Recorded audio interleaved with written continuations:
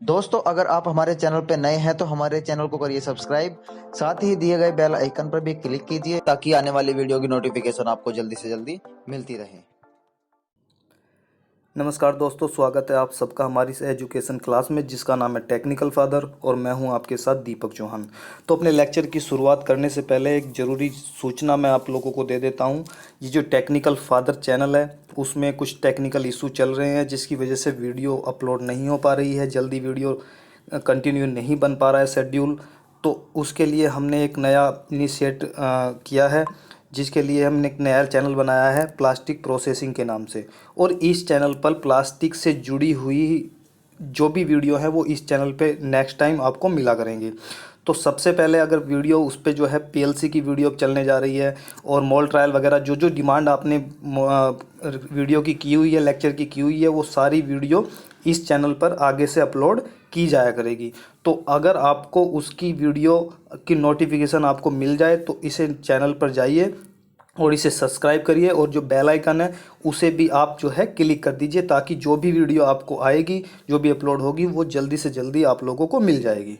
तो इसे नहीं बोलना है क्योंकि अगली वीडियो इस पर नहीं आएगी। कोशिश करेंगे हम नए चैनल पे आए और ये नए चैनल पे तब आएगी जब ज़्यादा से ज़्यादा आप लोग उस चैनल को सब्सक्राइब करोगे ताकि इस वीडियो को जो है वहाँ पर उसका बेनिफिट वहाँ पर उठाया जा सके।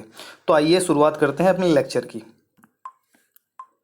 तो ये पर्सनैलिटी आप देख रहे होंगे साइड में, इनका नाम है थॉमस अल्वा एडिसन। और लगभग नाम आपने इतना सुना होगा।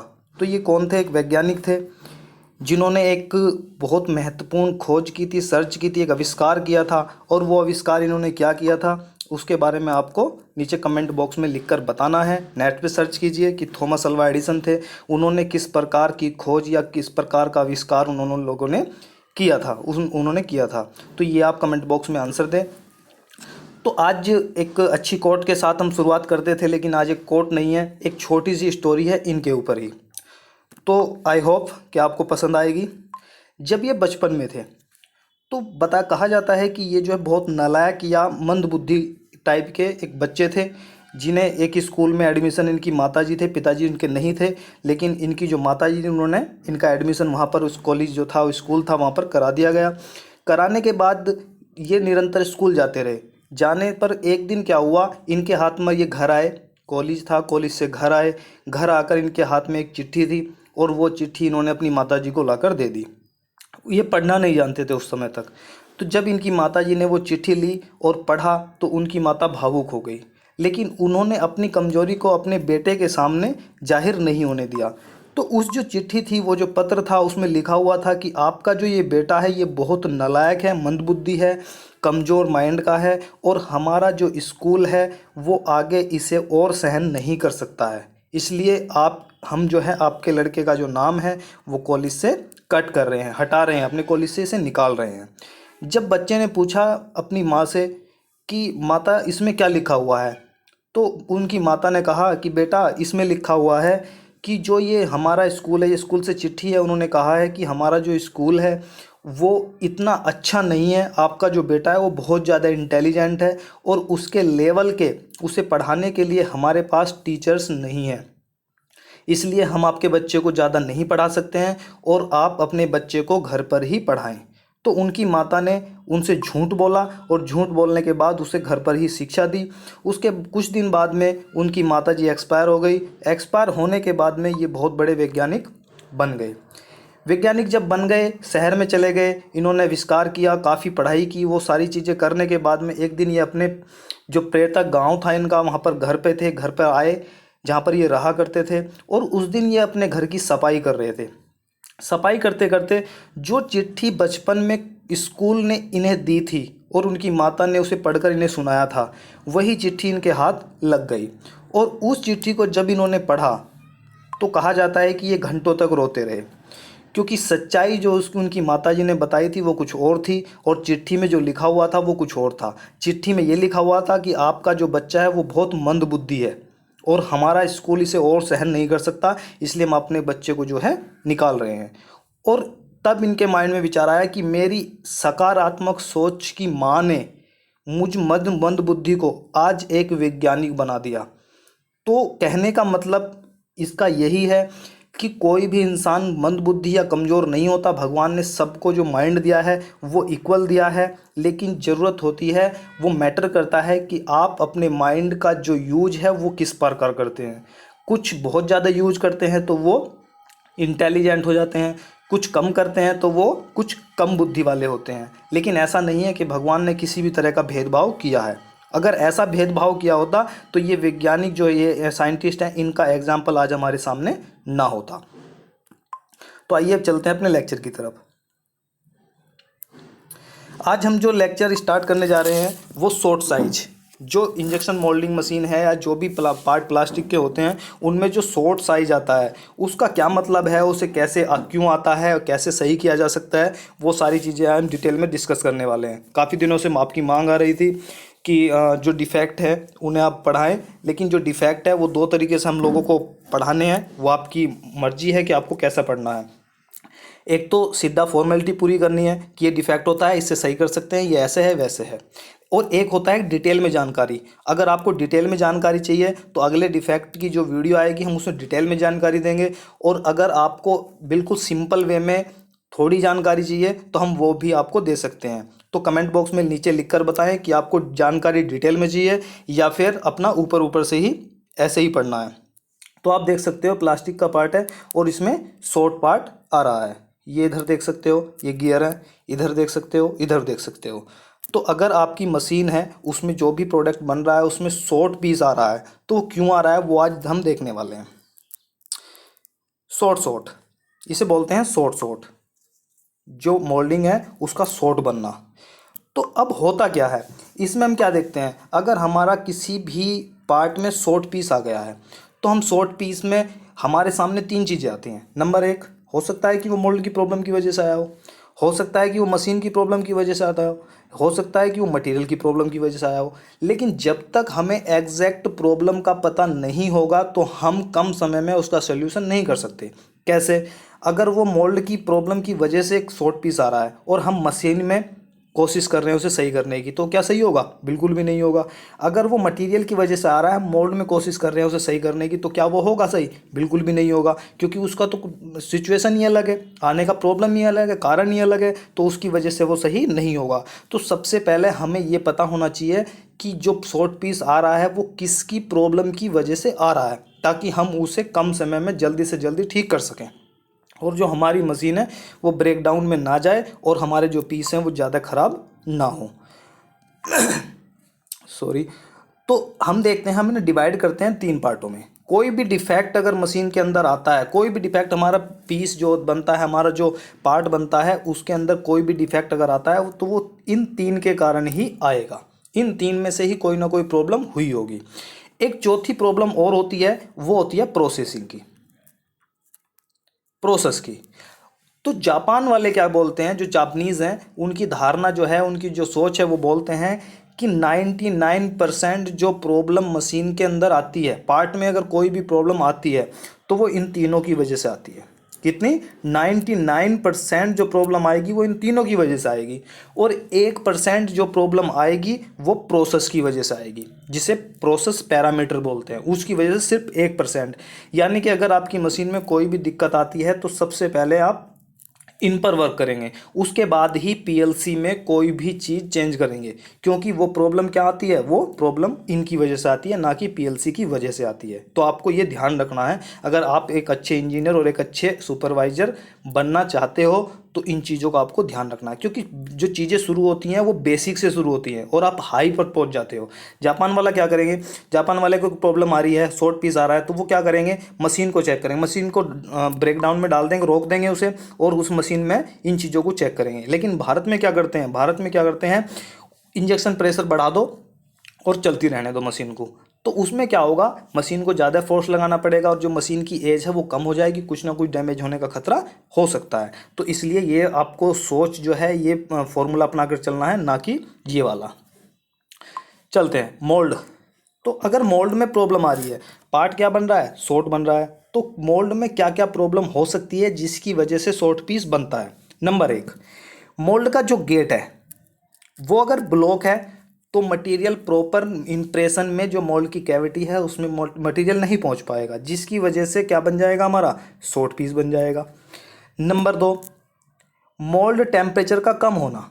अगर टेम्परेचर जो है मोल्ड का वो कम होता है, कई बार आपने देखा होगा कि जब मशीन हम स्टार्ट करते हैं तो शॉर्ट पीस आता है, सब कुछ सही होता है लेकिन फिर भी शॉर्ट आता है। क्यों? क्योंकि मोल्ड क्या है हमारा उस टाइम पर ठंडा है, और ठंडे मोल्ड के अंदर अगर मटेरियल जो होगा, मेल्ट मटेरियल होगा, उसका जो फ्लो रेट होगा वो कम होगा, लेकिन इंजेक्शन टाइम तो उतना ही है, फ्लो रेट कम है, तो दोनों आपस में जो है लिंक नहीं कर पाते, और जो है स्क्रू है वो इंजेक्शन टाइम खत्म होते ही अपना वापस चला जाता है, लेकिन प्रॉपर मटेरियल मोल्ड के अंदर नहीं भर पाता, जिसकी वजह से शॉर्ट पीस आ जाता है।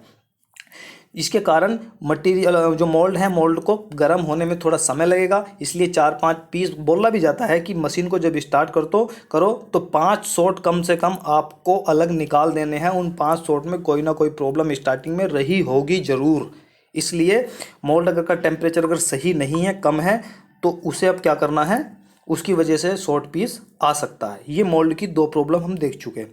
नंबर 3, मोल्ड वेंटिंग का ब्लॉक होना। मोल्ड वेंटिंग क्या होती है?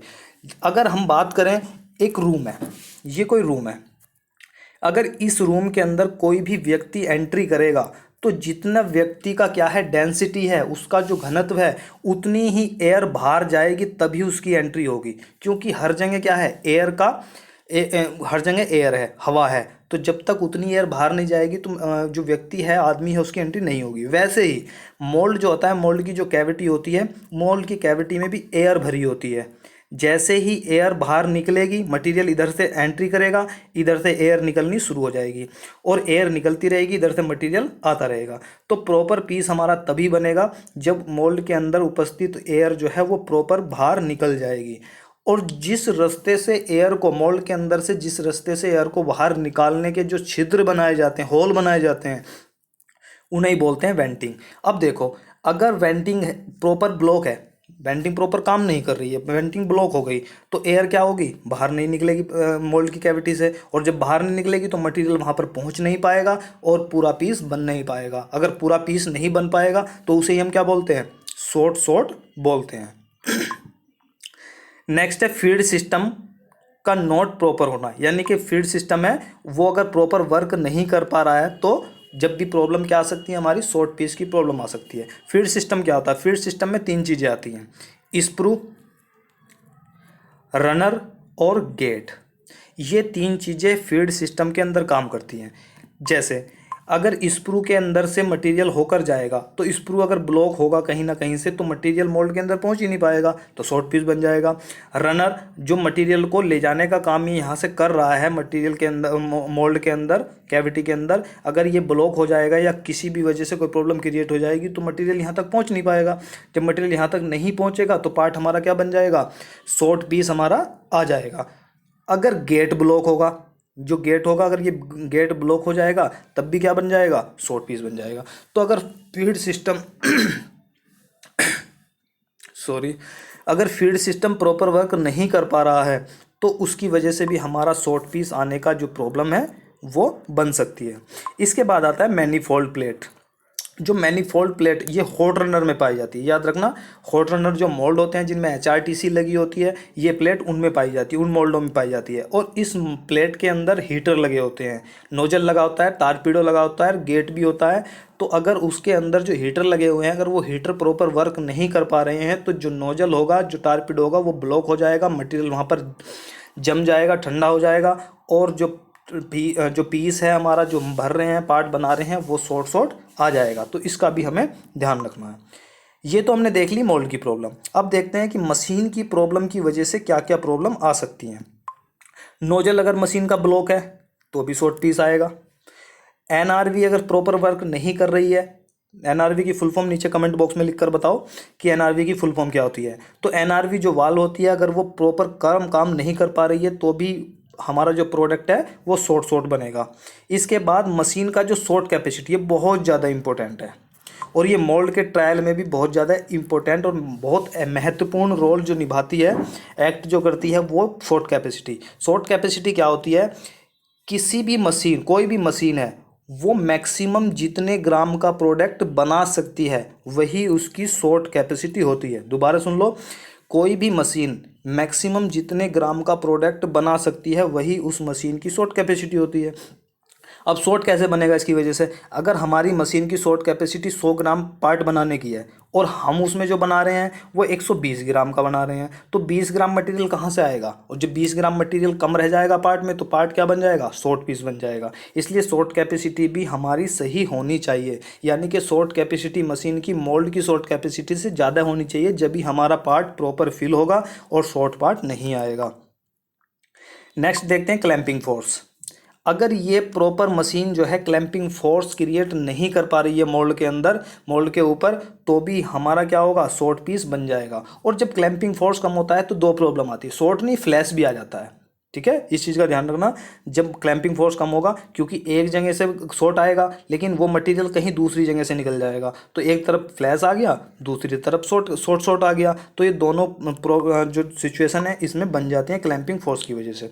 क्लैंपिंग फोर्स क्या होता है वो नीचे कमेंट बॉक्स में लिख कर बताओ, अगली वीडियो नेक्स्ट वीडियो जाएगी उसमें हम आपको बताएंगे कि क्लैंपिंग फोर्स होता क्या है और वर्क कैसे करता है। मटेरियल की वजह से क्या प्रॉब्लम आ सकती है, तो मटेरियल की वजह से अगर मटेरियल हमारा ऊपर से जो हॉपर है उससे अगर बंद पड़ा हुआ है तो मटेरियल आना बंद हो जाएगा, तो शॉर्ट पीस बनना शुरू हो जाएगा। इसके बाद अगर मटेरियल ही हमारा ख़त्म हो गया है तो भी हमारा शॉर्ट पीस आ जाएगा, तो ये प्रॉब्लम मटेरियल की वजह से आ सकती है।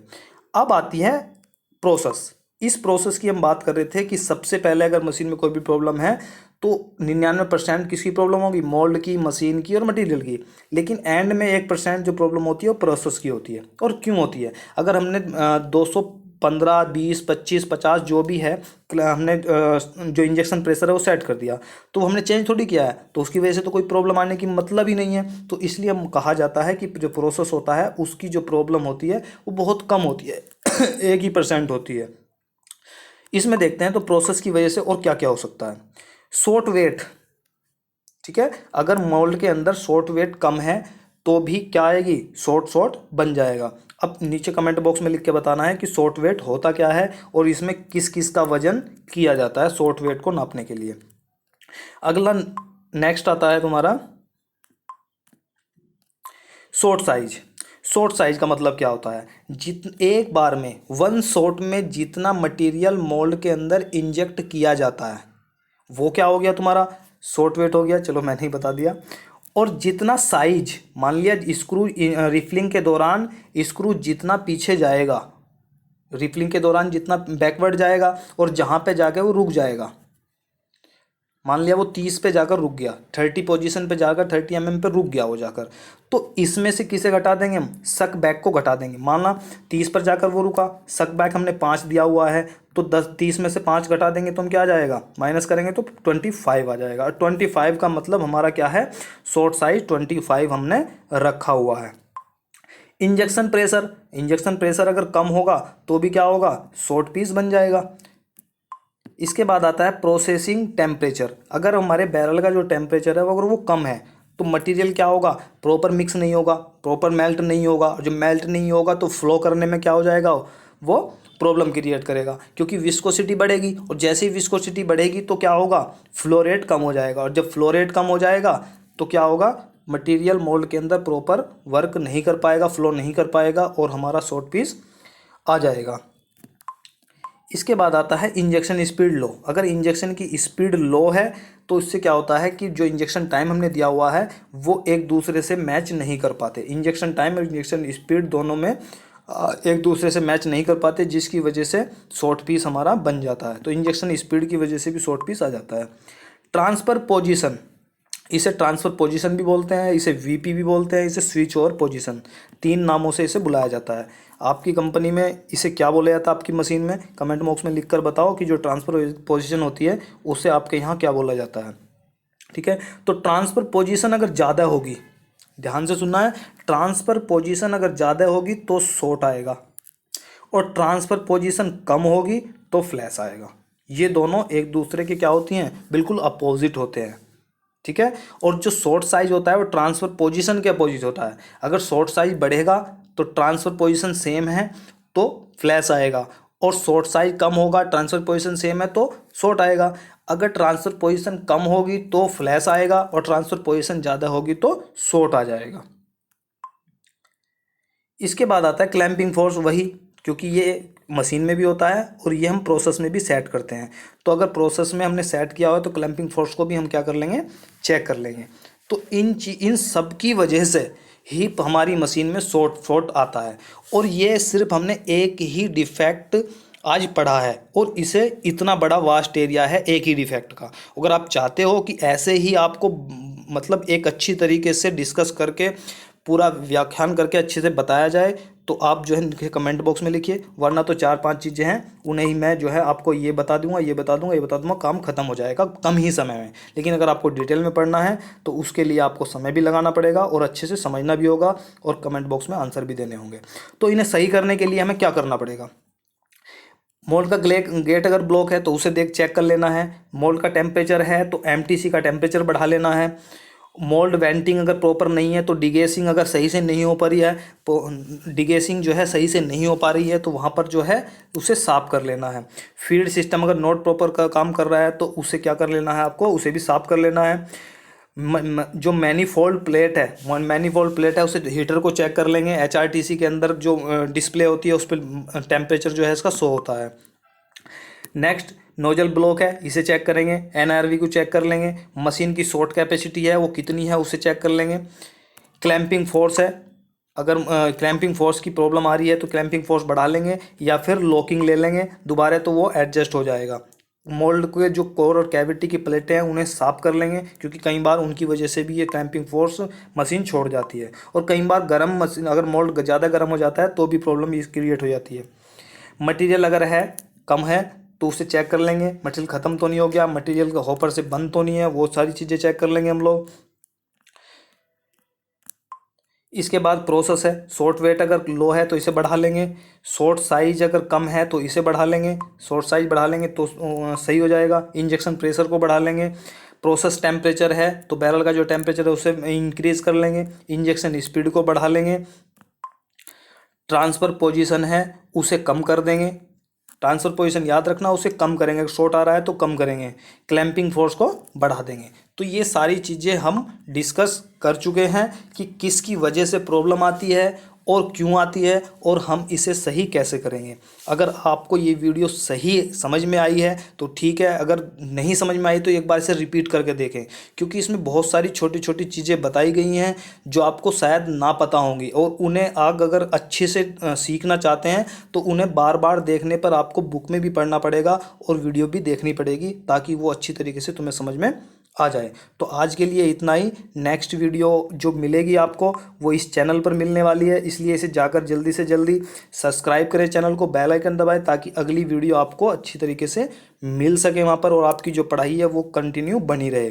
हम पीएलसी भी पढ़ाएंगे इस चैनल पर, पीएलसी भी चलेगी और आपका मोल्ड ट्रायल भी कराएंगे और सारे डिफेक्ट सारी चीज़ें कराएंगे। टेंशन लेने की कोई ज़रूरत नहीं है, सारी चीज़ें आपको कराई जाएंगी। तो आज के लिए इतना ही।